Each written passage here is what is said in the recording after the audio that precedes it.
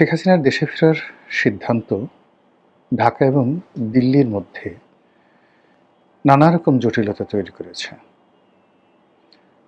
একই সঙ্গে আওয়ামী লীগ এবং বিএনপির মধ্যে যে সম্পর্ক, সেই সম্পর্কটা অনেকটা মুখোমুখি জায়গায় পৌঁছে গিয়েছে।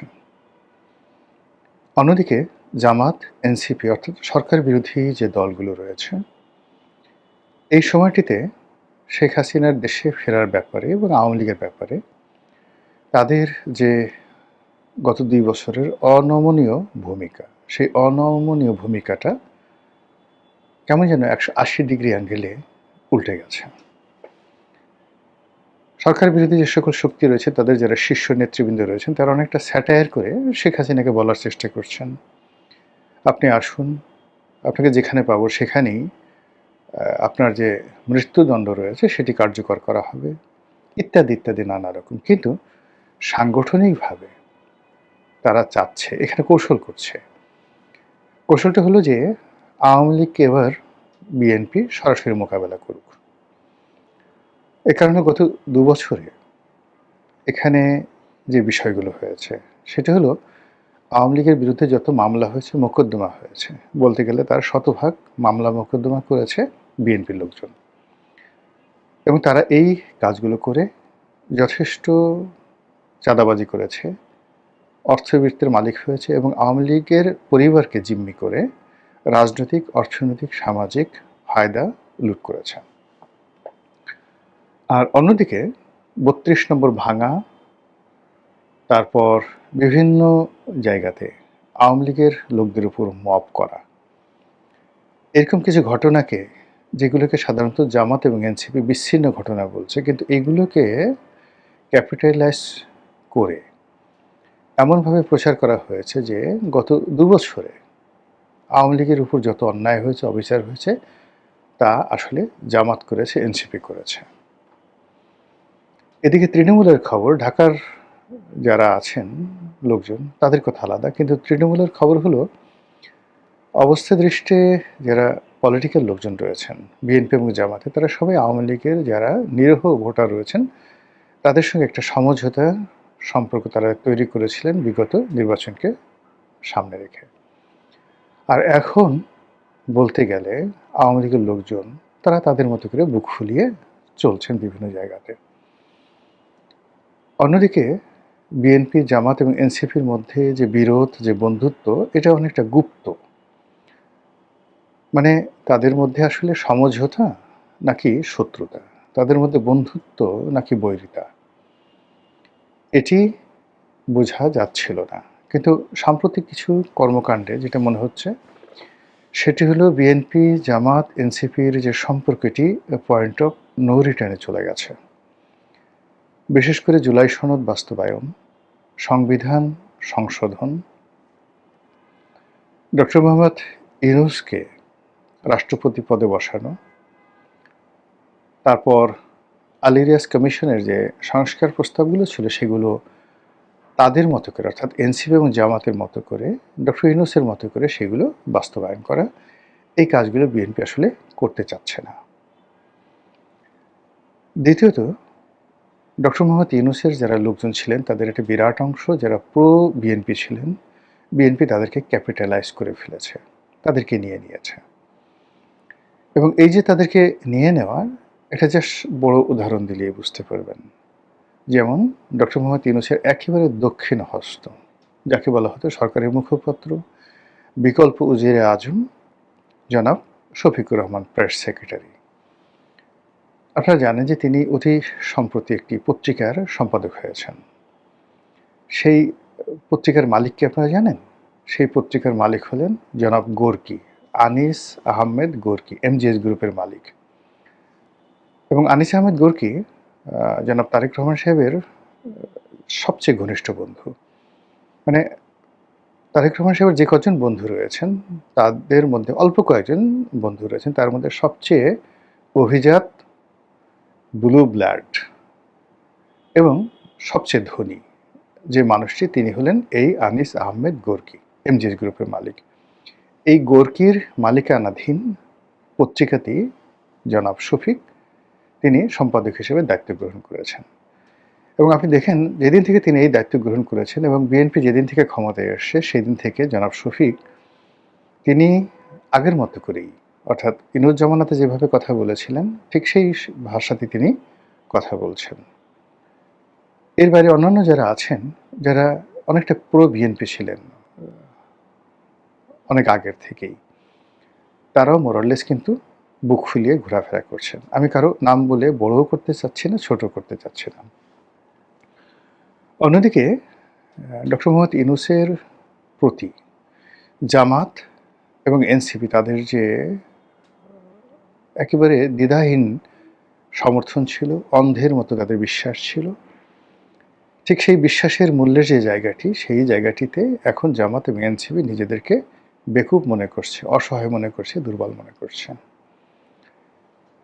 রাজনীতিতে যখন এরকম একটা হাহাকার তৈরি হচ্ছে, যারা ক্ষমতা পেয়েছে তাদের এক ধরনের হাহাকার, এবং যারা ক্ষমতা পেয়েছে তারা এখানে ৩টা ভাগে বিভক্ত করে দিয়েছে। ডক্টর মোহাম্মদ ইউনূস জামাত এনসিপির যে সম্পর্ক, সেই সম্পর্কটি ভেঙে গেছে। ইউনূস সাহেবের যে লোকজন ছিল তাদের একটা বিরাট অংশকে নিষ্ক্রিয় করে দেওয়া হয়েছে, অন্য অংশটিকে বিএনপি আপন করে নিয়েছে। আর জামাতের মধ্যে একটা হতাশা, আতঙ্ক এবং ভয় ঢুকিয়ে দেওয়া হয়েছে। ঠিক এই সময়টিতে যখন শেখ হাসিনা বললেন যে আমি বাংলাদেশে আসছি এবং ডিসেম্বর মাসে আসছি, তখন সঙ্গত কারণে যেহেতু এখানে আলটিমেটলি একটা বিভেদ তৈরি হয়ে গিয়েছিল এবং এই বিভেদটা আর জোড়া লাগানোর কোনো স্কোপ আগামীতে নেই। তো সেই অর্থে সরকার, বিএনপির যারা সহযোদ্ধা রয়েছেন তাদের সাথে যমুনাতে বৈঠক করেছেন, খাওয়া দাওয়া করেছেন, আনাকুম জানাকুম সালাম আলাইকুম এরকম কথাবার্তা সেখানে হয়েছে। অনেকে গিয়ে অনেক বড় বড় দাবি দেওয়া পেশ করেছেন, অনেকে সরকারের মন্ত্রী এমপি হতে চেয়েছেন, আরও ইত্যাদি নানা কিছু, কিন্তু কাজের কাজ কিছুই হয়নি। এর কারণ হলো যারা গিয়েছিলেন আসলে তাদের মানে ওইরকম সাংগঠনিক ভিত্তি, পরিচিতি, সামাজিক যে কানেক্টিভিটি বা যাকে বলা হয় সুনাম সুখ্যাতি, বলতে গেলে একমাত্র মাহমুদুর রহমান মান্না ছাড়া অ্যাজ এ পার্সন ওখানে ওইরকম কেউ নেই যিনি কোনো একটা সচিবালয়ে টেলিফোন করবেন, বাংলাদেশে কোনো একটা ডিসিকে টেলিফোন করবেন, কোনো একটা জেলা শহরে একা একা যাবেন এবং সেখানে কেবলই মাত্র তার রাজনৈতিক ক্যারিয়ারের কারণে সম্মানিত হবেন, মর্যাদা পাবেন। কেউ তাদেরকে ভুয়া ভুয়া বলবে না, কেউ তাদেরকে অমুক চোর বলবে না, অমুক মানে তাদের এখন দেখেন যে এই সরকারের সাথে বন্ধুত্বের বেশে তাদের কাছাকাছি আছে বা কাছাকাছি বাইরে চলে গেছে, এরকম প্রায় সবারই এক একটা উপাধি আছে, বিভিন্ন রকম বাজে বাজে উপাধি আছে। তো সেই মানুষগুলো 0 0 0 একত্র করলে যেমন 0 হয়ে যায়, অথবা মাইনাস মাইনাস মাইনাস যদি একত্র করেন তাহলে যেভাবে মাইনাসের সংখ্যাটা বাড়ে, তেমনি যমুনাতে যারা শেখ হাসিনার বিরুদ্ধে যদি জনমত গঠন করা, রাজনৈতিক শক্তি গঠন করা, এই উদ্দেশ্যে যমুনার সেই বৈঠকটি হয়ে থাকে প্রধানমন্ত্রীর নেতৃত্বে, তাহলে এখানে 0 0 0 হয়েছে অথবা মাইনাস মাইনাস মাইনাস হয়েছে। অন্যদিকে জামাত যারা আছে তারা আসলে কি করছে এটা সরকার জানে না, আমরাও জানি না। বহু আগে একেবারে ঠিক 2024 সনের দিকে আমার কাছে মনে হয়েছিল যে আগামীতে যে রাজনৈতিক মিত্রতা হবে, সেই মিত্রতা হবে জামাতের সঙ্গে আওয়ামী লীগের। আবার বিশ্বাস করেন এই কথাগুলো আমি এই ইউটিউবে বহুবার বলেছি। জামাতের সঙ্গে দিল্লির কানেকশন, জামাতের সঙ্গে আওয়ামী লীগের কানেকশন, এই কথাগুলো 2024 সনের সেপ্টেম্বর অক্টোবর মাসে বলেছি। আজকের দিনে এটার যে রূঢ় বাস্তবতা, এটা আমি না, স্বয়ং প্রধানমন্ত্রী বা বিএনপির যারা শীর্ষ নেতৃবৃন্দ রয়েছেন তারা এইরকম যাকে বলা হয় কথা বলাবলি করছে। ঠিক সেই সময়টাতে শেখ হাসিনা বাংলাদেশে আসতে চাচ্ছেন। এটা নিয়ে আওয়ামী লীগের মধ্যে একটা মিশ্র প্রতিক্রিয়া দেখা দিয়েছে। তারা এখন কি করবেন? অনেকে যেমন খুব স্বপ্ন দেখছেন শেখ হাসিনা আসবেন, এটা হবে এটা হবে এটা হবে, তারা সবাই গণহারে জেলে যাবেন। অথবা অনেকে চিন্তা ভাবনা করছেন শেখ হাসিনা যেদিন আসবেন সেই দিন আসলে তারেক রহমান সাহেব আসার পরে যেভাবে পরিস্থিতি সব কিছু তারেক রহমান সাহেবের নেতৃত্বে চলে গেছে, নিয়ন্ত্রণে চলে গেছে, শেখ হাসিনা আসলেও একই পরিস্থিতি হবে। এটা আওয়ামী লীগের বিশাল শ্রেণী মনে করছে। আওয়ামী লীগের যারা একটু সমঝদার তারা চিন্তা করছেন যে আচ্ছা ঠিক আছে, দেশের বাইরে পালিয়ে থাকার চাইতে এখানে এসে আমরা যদি জেলখানাতে থাকি, দেশে রাজনীতি করি, তাহলে অন্তত মুখ রক্ষা হয়। শেখ হাসিনা হয়তো মনে করছেন যে আমি আর বাঁচবো কয়দিন, এই সময়টিতে আমি আমার দেশের মাটিতে থাকব, দেশের মাটিতে কবর রচিত হবে, এরকম একটা আকাঙ্ক্ষা তার মধ্যে আসতে পারে। আবার অন্যদিকে তার যে জিদ, তার শরীরের যে অবস্থা এবং একই সঙ্গে তার যে অতীত ক্যারেক্টারিস্টিক্স, সেই দিক থেকে তার যে হুমকি, এই হুমকিটা যে ফেলে দিতে মানে সরকার যে ফেলে দিবে বা গণ্য করবে না, এটাও কিন্তু কোনো অবস্থাতেই যাকে বলা হয় মনে করার কোনো কারণ নেই। একেবারে সর্বশেষ যেটি, সেটি হলো দিল্লি। এখানে সরকারের সাথে কি খেলা খেলছে এটার উপর অনেক কিছু নির্ভর করবে। যেমন দেখা গেল যে প্রথম দিকে একেবারে দিল্লি এগিয়ে এলেন তারেক রহমান সাহেবের সাথে সম্পর্ক করার জন্য, কিন্তু পরবর্তীতে বিভিন্ন কারণে সেই সম্পর্কটা হলো না। তারপর চীন ভ্রমণের পরে সেই পরিস্থিতি একেবারে ইনুস জমানার মতো চলে গেল। আবার সাম্প্রতিক সময় দিল্লি আবার তারেক রহমান সাহেবকে সেপ্টেম্বর মাসে দিল্লি ভ্রমণের বিমস্টেক উপলক্ষে দিল্লি ভ্রমণের আমন্ত্রণ জানিয়েছেন। ইতিমধ্যে অন্তত বাংলাদেশের যে বিষয় নিয়ে দিল্লি এবং ওয়াশিংটন যে একত্র হয়ে গেছেন, ডোনাল্ড ট্রাম্প এবং মোদির মধ্যে হাজারো বিরোধ থাকা সত্ত্বেও বাংলাদেশের প্রশ্নে তারা ঐক্যমত পোষণ করছেন, এটা প্রায় নিশ্চিত।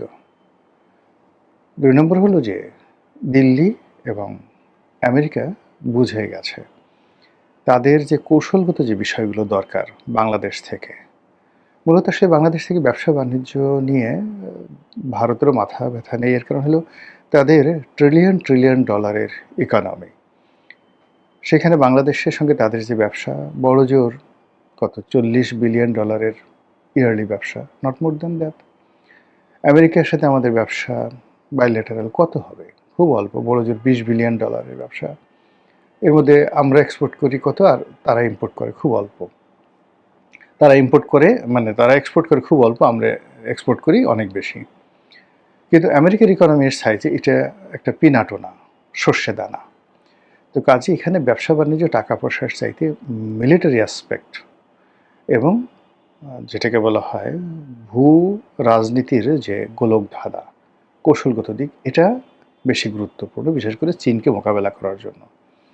এবং আমেরিকার যে ইন্দো প্যাসিফিক নীতি এবং একই সঙ্গে মায়ানমার অ্যাক্ট বা বার্মা অ্যাক্ট, একই সঙ্গে দিল্লির 7 সিস্টার এবং চীনকে মোকাবেলা, এই 3টি বিষয়ে তারা বুঝে গেছে যে কৌশলগতভাবে পার্টনার হিসেবে বিএনপি তাদের কাছে শক্তিশালী নাকি আওয়ামী লীগ তাদের কাছে গুরুত্বপূর্ণ শক্তিশালী পার্টনার। 2 নম্বর হলো যে তাদের স্বার্থ স্ট্রংলি রক্ষা করার ক্ষেত্রে শেখ হাসিনা সক্ষম না তারেক জিয়া সক্ষম। অন্যদিকে জঙ্গিবাদ দমন, যেটিকে আমরা ফান্ডামেন্টালিজম বলি, এই ব্যাপারে ভারতের আতঙ্ক চরমে, আমেরিকার আতঙ্ক চরমে। তো সেই ব্যাপারে আওয়ামী লীগ এবং শেখ হাসিনার সঙ্গে আমেরিকা এবং দিল্লির যে সম্পর্ক, সেই সম্পর্কটি কোনো অবস্থাতেই বর্তমান বিএনপির নেতৃত্ব স্পর্শ করতে পারবে না। তো সেই দিক থেকে ফাইনালি একবার সামনে টেনে, অর্থাৎ মাছ যেভাবে শিকার করে, আপনি মাছ বড়শি গিলে ফেলেছে, এখন একবার তাকে ছেড়ে দেন, একবার টানেন, এভাবে একটা সময় সে রক্তাক্ত হবে, দুর্বল হবে এবং পরবর্তীতে আপনি তাকে উঠিয়ে একদম সুন্দর করে ফ্রাই করে খেয়ে ফেলবেন। আমাদের রাষ্ট্রপতি, সাবেক রাষ্ট্রপতি শাহাবুদ্দিন সাহেব উনি পদত্যাগ করার পর শুরুর কয়েকদিন আমরা বেশ শুনেছি, বেশ একটা জল্পনা কল্পনাও ছিল যে কে হতে যাচ্ছেন পরবর্তী রাষ্ট্রপতি, মানে বিএনপির রাষ্ট্রপতি কে হবেন। এটা নিয়ে প্রথম 2-3 দিন বেশ জল্পনা কল্পনা হলো, স্থায়ী কমিটির কেউ হবেন নাকি বাইরের থেকে কাউকে নিয়ে আসা হবে, অথবা দেশের বাইরের থেকে কাউকে নিয়ে আসা হবে, এমন আলোচনা শুনলাম। এই সব আলোচনায় কিন্তু আছে, মানে কোনো আলোচনায় বাতিল হয়ে যায়নি। কেউ কেউ বলছিল একজন অবসরপ্রাপ্ত বিচারপতিকে আনা যেতে পারে, কেউ কেউ এটাও বলছিলেন যে অবসরপ্রাপ্ত সামরিক কর্মকর্তাকে করা যায় কিনা, আবার এমনও শুনলাম, একটা পত্রিকায় দেখলাম বেশ তারা জোর সরে বললো যে এমন একটা নাকি খুব জোর গুজব আছে এবং জোর আলোচনা আছে যে ডক্টর মোহাম্মদ ইউনূসকে রাষ্ট্রপতি করা যায় কিনা। তো বোঝা গেল সবাই যার যার মতো করে একটা একটা করে ইস্যু পাবলিককে খাওয়াতে চাচ্ছে, গেলাতে চাচ্ছে, যে একে বানান, ওকে বানান, তাকে বানান, এরকম আর কি। তো হতে পারে এই সমস্ত প্রবণতা, এই সমস্ত প্রচেষ্টাকে আমি একদম উড়িয়ে দিই না, কিন্তু এক্ষেত্রে একটা মোটামুটি অবশেষে আমরা দেখলাম যে গত রাতে, মানে এই শনিবার রাতে একটা কনক্রিট ধারণা মতো পাওয়া গেল। সেই ধারণাটা কি, বিএনপির যে স্থায়ী কমিটি আছে, স্থায়ী কমিটি হচ্ছে বিএনপির সর্বোচ্চ যে কমিটি, সেই স্থায়ী কমিটি একটা মিটিং বসেছিল এবং মিটিংয়ে তারা ঠিক করেছেন যে কাকে রাষ্ট্রপতি বানানো যায়। সেই ঠিকটা কীভাবে, তারা একটা সিদ্ধান্তে আসছেন আর কি। রাষ্ট্রপতির নাম ঠিক করেন নাই, তারা একটা সিদ্ধান্তে আসছেন যে তারা কোন প্রক্রিয়ায় রাষ্ট্রপতি মনোনয়ন করবেন। কারণ মনোনয়নের প্রথমে ইলেকশনের ব্যাপার আছে, কাজে তবে যেহেতু বিএনপির নিজেরই 2/3 মেজরিটি আছে, কাজে বিএনপির পক্ষ থেকে যাকে মনোনয়ন দেওয়া হবে কোনো সন্দেহ নাই, দ্বিধা নাই যে তিনি নির্বাচিত হয়ে যাবেন। এটা আমরা আগেও দেখেছি, এটা 91 সাল থেকে আমরা এই প্রক্রিয়া দেখে আসছি। তো বিএনপির স্থায়ী কমিটি কী সিদ্ধান্ত নিল, এটা হলো সবচেয়ে ইন্টারেস্টিং, সবচেয়ে ইম্পর্ট্যান্ট এবং আমার বিবেচনায় সবচেয়ে, মানে আমি এটাকে ফানি বলবো নাকি ভয়ঙ্কর বলবো আমি জানি না, আমার জন্য সবচেয়ে আপত্তিকর একটা সিদ্ধান্ত। তারা সিদ্ধান্ত নিয়েছে, আমি বরং আপনাদের পড়ে শোনাই। দৈনিক প্রথম আলোর এই সংক্রান্ত একটা রিপোর্ট প্রকাশিত হয়েছে। সেই রিপোর্টে বলা হয়েছে স্থায়ী কমিটির বৈঠক শিরোনামটা এমন ছিল যে রাষ্ট্রপতির প্রার্থী মনোনয়নের দায়িত্ব দলীয় প্রধানকে দিল বিএনপি, এগুলো শিরোনাম। আর যদি আমি প্রথম লাইনটা পড়ি, প্রথম বাক্যটা আপনারা শুনুন। দীর্ঘ আলোচনার পর রাষ্ট্রপতি পদে দলীয় প্রার্থী মনোনয়নের দায়িত্ব বিএনপির চেয়ারম্যান ও প্রধানমন্ত্রী তারেক রহমানের হাতে ন্যস্ত করেছে দলের নীতি নির্ধারণী ফোরাম জাতীয় স্থায়ী কমিটি। শনিবার রাতে গুলশানে চেয়ারম্যানের কার্যালয়ে এ বৈঠক হয়। তাহলে দাঁড়ালোটা কি, দাঁড়ালো হলো সর্বোচ্চ যে নীতি নির্ধারণী ফোরাম জাতীয় স্থায়ী কমিটি, তারা মিটিং করেছেন এবং সেখানে দীর্ঘ আলোচনা হয়েছে। দীর্ঘ আলোচনা হয়ে তারা এমন সিদ্ধান্তে পৌঁছেছেন, সেই সিদ্ধান্ত হলো যে জনাব তারেক রহমান দলের যিনি চেয়ারম্যান এবং একই সঙ্গে যিনি দেশের প্রধানমন্ত্রী, তিনি ঠিক করবেন যে কাকে দলীয় প্রার্থী হিসেবে মনোনয়ন দেওয়া যায়। আমি আগে বলেছি বিএনপি যাকেই মনোনয়ন দিবেন তিনি হবেন রাষ্ট্রপতি। তাহলে রাষ্ট্রপতি কে হবেন না হবেন এই দায়িত্বটা দেওয়া হলো কাকে, একজন ব্যক্তিকে। আমরা এই জিনিস আগেও দেখেছি, এটাও তাও একটু তারা ঘুরিয়ে ফিরিয়ে খেয়েছে, যে তারা একটা মিটিং করেছে, মিটিং করে একজনকে দায়িত্ব দিয়েছে। শাহাবুদ্দিন সাহেব যখন রাষ্ট্রপতি হলেন তখন কিন্তু কেউ জানতো না কী হবে, মানে তৎকালীন যিনি প্রধানমন্ত্রী আছেন উনি আবার এদের সঙ্গে মিটিং করার কোনো প্রয়োজন মনে করেন নাই। উনি একা নিজের কাছে গোপন রেখেছেন, রেখে উনি শেষ মুহূর্তে ঘোষণা করেছেন অমুক হবে রাষ্ট্রপতি। তার মানে রাষ্ট্রপতি একটা নির্দলীয় পদ, কিন্তু মাথায় রাখবেন এটা একটা নির্দলীয় পদ, এবং এই নির্দলীয় ব্যক্তিটি কে হবেন সেটা নির্ভর করছে একজন ব্যক্তির ইচ্ছা অনিচ্ছার উপর। সেই ব্যক্তিটা কে, তারেক রহমান, সেই ব্যক্তিটা কি খালেদা জিয়া, সেই ব্যক্তিটা কি শেখ হাসিনা, সেই ব্যক্তিটা কে, এটা আমার জানার কোনো প্রয়োজন নেই, এর ব্যাপারে আমার কোনো আগ্রহ নেই। কিন্তু বিষয়টা হলো একজন ব্যক্তি, তিনি হয়তো সবচেয়ে ভালো সিদ্ধান্তটাই নেবেন, কিন্তু একজন ব্যক্তি। এই যে একজন ব্যক্তির ইচ্ছা অনিচ্ছার উপর কিছু একটা হয়ে যায়, কিছু একটা বাধাগ্রস্ত হয়, অথবা কিছু একটা সিদ্ধান্ত হয়, রাষ্ট্রীয় সিদ্ধান্ত হয়, সর্বোচ্চ রাষ্ট্রীয় সিদ্ধান্ত হয়, এটাই হলো গণতন্ত্রের জন্য সবচেয়ে মারাত্মক ক্ষতিকর বিষয়। আমি আপনাদেরকে একটা কথা বলি, অনেক পুরনো একটা ঘটনা। আমি যখন একটা দৈনিক পত্রিকার চাকরি করতাম, দৈনিক আমার দেশ পত্রিকার সময় চাকরি করতাম, সে সময় আমি জাতীয় পার্টির একজন বড় নেতা মিস্টার জিএম কাদের, যিনি চেয়ারম্যান, আমি জিএম কাদের একটা ইন্টারভিউ করতে গিয়েছিলাম। তো লোকটাকে আমার পছন্দ করি পার্সোনালি, যে উনি বেশ লজিক্যাল লোক, কথাবার্তা ভালো বলেন। তো ওনাকে প্রশ্ন করতে করতে এক পর্যায়ে আমি বললাম যে আপনারা তো গণতন্ত্রের কথা বলেন, কিন্তু আপনার যিনি চেয়ারম্যান আছেন, তখন এরশাদ ছিলেন চেয়ারম্যান। তো উনি একা সিদ্ধান্ত নেন কে থাকবেন কে থাকবেন না, কে মহাসচিব হবেন কে মহাসচিব হবেন না, কে কাকে বহিষ্কার করা হবে কাকে বহিষ্কার করা হবে না, উনি একাই সিদ্ধান্ত দেন। এবং এই জিনিসটা আপনাদের দলের গঠনতন্ত্রের মধ্যেও আছে। তো গঠনতন্ত্র যদি এমনভাবে হয় যে একজন ব্যক্তি এককভাবে সিদ্ধান্ত দিবেন যে কী হবে কি না হবে, কাকে বাদ দেওয়া হবে কাকে রাখা হবে, কাকে কি পদ দেওয়া হবে, তাহলে এটা কি গণতন্ত্র হলো? ওনার জবাবটা ছিল তখন এরকম, উনি বলেছিলেন আমরা দলের সবাই মিলে ওনাকে যদি দায়িত্বটা দিই তাহলে এটাই তো গণতন্ত্র। তো আমি জীবনে এরকম হাস্যকর যুক্তি আর খুব কম শুনিনি যে আমরা দলের সবাই মিলে ওনাকে দায়িত্ব দিয়েছি, অতএব উনি একা যেটা করবেন সেটাই গণতন্ত্র। তো আমরা এখন সেরকম গণতন্ত্র দেখছি যে পুরো স্থায়ী কমিটি মিলে তারেক রহমান সাহেবকে দায়িত্ব দিয়েছেন যে আপনি বলেন কি হবে, যে হবে সেটাই হবে, এটাই গণতন্ত্র। এমনও হতো, এই জিনিসটা বাড়তে বাড়তে কেমন হয় আমি বলি। যেমন আগে আমরা দেখেছি শেখ হাসিনারা বলে ছাত্রলীগের সভাপতি সেক্রেটারি কে হবে, এই দায়িত্বটাও দেওয়া হতো শেখ হাসিনাকে।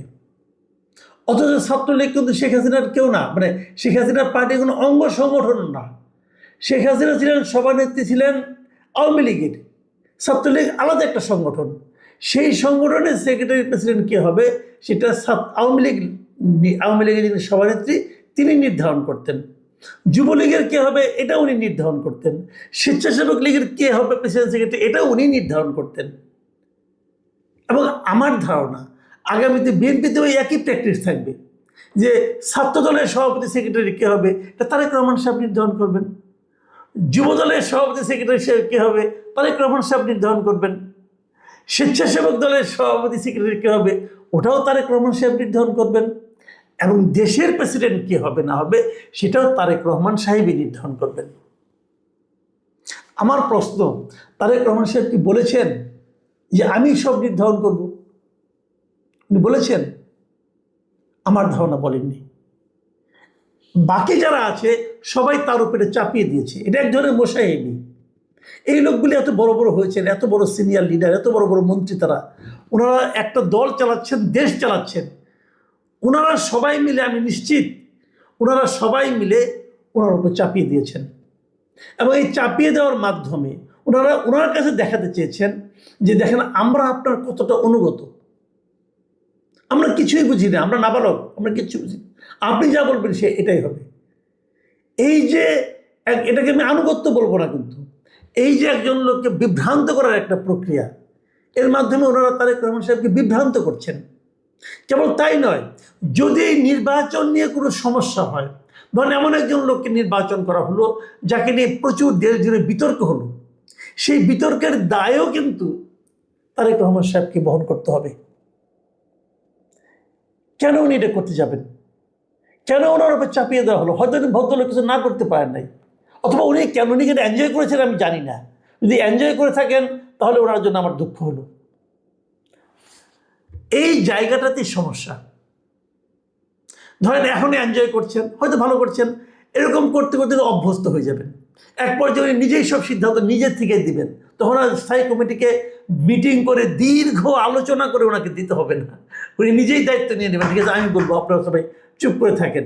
যখন এইভাবে কি কেমন নামাজকে এই চিন্তাটা আসবে, তখন উনি হয়তো ভাববেন আরে আমি তো পারি, আমি তো আগেও করেছি, এই যে আমি সব পারি, এই যে আমি সব ঠিক করি, আমার করা নিয়ে কেউ কোনো প্রশ্ন করে না, এই যে চিন্তাটা, এই যে মানসিকতাটা, এই মানসিকতাটা হলো একজন মানুষকে স্বৈরাচারী করে তোলে। আমি মনে করি এখনও যেন তেমন কিছু না, ছোট ঘটনা, কিন্তু আমার বিবেচনায় এই স্থায়ী কমিটি তারেক রহমান সাহেবকে সেদিকেই ঠেলছেন, আমাদের প্রধানমন্ত্রীকে সেদিকেই ঠেলছেন যে আপনি স্বৈরাচারী হন, আপনি সব বুঝেন। ভাই, মানুষ তো আমরা সবাই, এবং এর মাধ্যমে ওনাকে তারা বিপদেও ফেলছেন যে সমস্ত সমালোচনা আপনি গ্রহণ করেন, আমরা কিছু জানি না। এবং যখন যে লোকটা হবে, এবং এখানে আরেকটা লোভও কাজ করতে পারে বলে আমার ধারণা, লোভটা কি সেটাও বলে রাখি। এই যে স্থায়ী কমিটি, অনেকে বলা বলি করছেন যে স্থায়ী কমিটি থেকে হয়তো কাউকে প্রেসিডেন্ট নমিনেট করা হতে পারে। তো স্থায়ী কমিটিতে যারা আছে আমার ধারণা সবাই নিজের থেকে একটু লোভ অনুভব করছেন, যদি আমার নাম বলে, যদি আমার নাম বলে, তো আমি যদি এখানে কিছু একটা বলাবলি করি কাকে নিতে হবে, আমি তো নিজের কথা বলতে পারবো না। কাজে এই দায়িত্বটা আমরা ওনাকে দিয়ে দিই। সমস্যা তো ছিল না, আপনারা গোপন ভোটের মাধ্যমে করতে পারতেন। গোপন ভোট করতেন যে আপনি ভাই কাকে পছন্দ করেন, প্রত্যেকটা স্থায়ী কমিটির সদস্যকে বলতে পারতেন যে ভাই আপনারা এক কাজ করেন, আপনারা 5 জনকে একটা নাম দেন। এই 5 জনের কোনো প্রার্থী হয় নাই, কেউ নাম জানেন, আপনার মনের থেকে আপনি যে 5 জনকে আপনার পছন্দ হয়, মনে মনে যার কথা ভাবছেন, হয়তো এই কথাটা কেউ ভাবে নাই, হয়তো আপনি আপনার কথাও ভাবছেন, কোনো সমস্যা নাই, আপনি 5 জন লোকের একটা তালিকা দেন, সিরিয়ালে দেন, যাকে 1 নম্বরে চান, 2 নম্বরে চান, 1 2 3 করে 5 জন নেন, সবার কাছ থেকে নেন না 5 জনকে সিরিয়াল। গোপন ভোটে একটু খুলেন, ওখানে তো আমরা বুঝতে পারবেন সবাই মিলে কি চায়। কিন্তু সেই রিস্কেও কেউ যায় নাই। এখানে একসঙ্গে অনেকগুলি বিষয় কাজ করেছে। প্রথমত লোভ, দ্বিতীয়ত মোসাহেবি, এবং তৃতীয়ত দায়টা একজন লোকের উপর চাপানোর মানসিকতা।